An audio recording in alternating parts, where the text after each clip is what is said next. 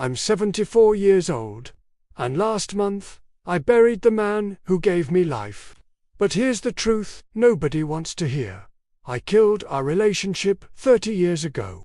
I just didn't know he'd actually die before I fixed it. My name is Robert. I'm a retired engineer. I have a nice house, a pension, 2 grown kids who call me on birthdays. On paper, I did everything right. But my father died believing I didn't love him. And the worst part, he wasn't wrong. It started small, you know. I was 44, building my career, raising kids, mortgage payments, the whole treadmill. Dad would call on Sundays. I'd answer maybe half the time. When I did pick up, I'd be checking emails, half listening while he talked about his garden or some story I'd heard before. I thought I had time. He was only 68, healthy, strong. Then the excuses got easier. I'll call him back tomorrow. I'll visit next month. He understands I'm busy. Years passed like that. Birthdays became text messages. Christmases became 2-hour obligations where I'd check my watch. I convinced myself he knew I cared. But caring without action is just guilt with better marketing. When I was 52, my mother died. Cancer, 6 months from diagnosis to funeral. Dad fell apart. He'd call me 3-4 times a week. I'd let it go to voicemail. I told myself he needed space to grieve. The truth, I didn't know how to handle his pain. So I hid behind work, behind my own family, behind the coward's favorite word. Later, he stopped calling as much after that. I told myself it was good, that he was healing, moving on. But really, he'd just learned I wasn't coming. He downgraded his expectations of me, and I was relieved. 10 years ago, he had his first stroke. Minor, he recovered. I visited him in the hospital once, stayed 90 minutes, flew back home and returned to my life. He went to rehab alone, learned to walk properly again alone, came home to an empty house alone. You know what I remember from that visit? He held my hand when I was leaving. This man, who never showed much affection, just grabbed my hand and held it for maybe 10 seconds. He didn't say anything. Just looked at me, and I pulled away, because it felt awkward. I actually pulled my hand away from my 72-year-old father, who'd just had a stroke.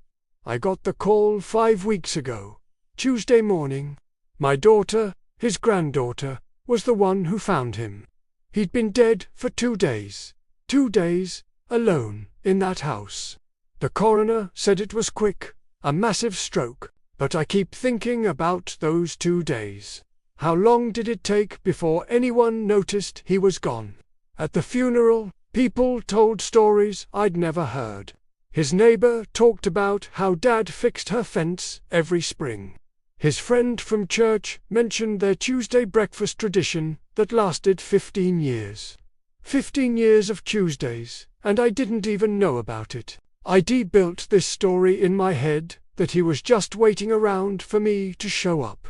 But he had a whole life. He just didn't have me in it. Then they read the will.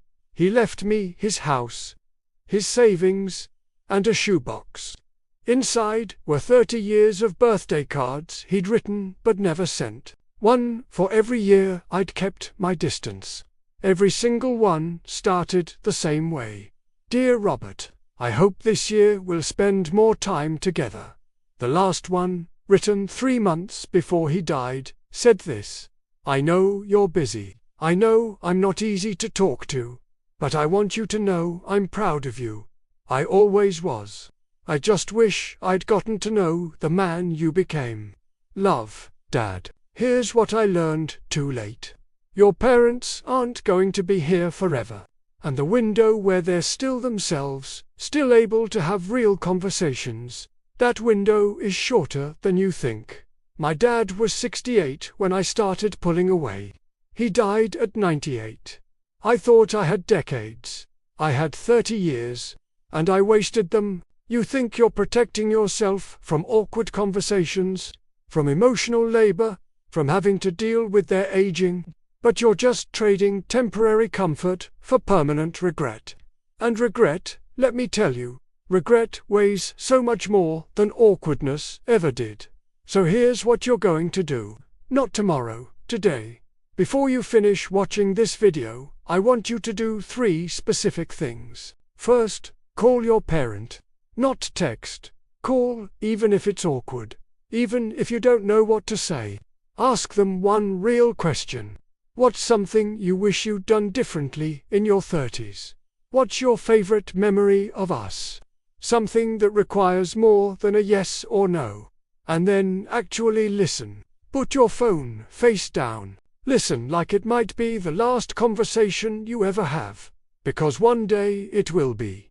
Second, schedule a visit.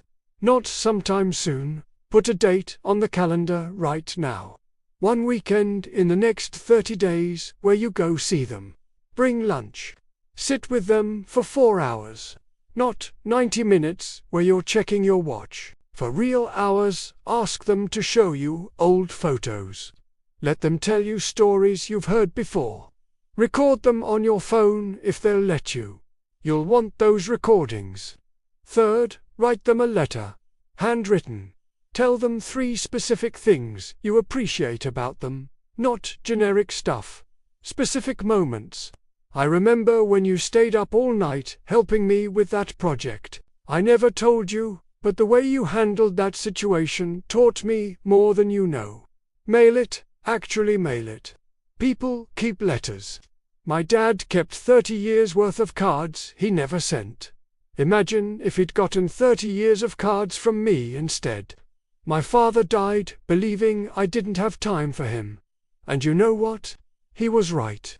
I didn't make time. And now I have all the time in the world and nobody to give it to. Don't let your parent die wondering if you loved them.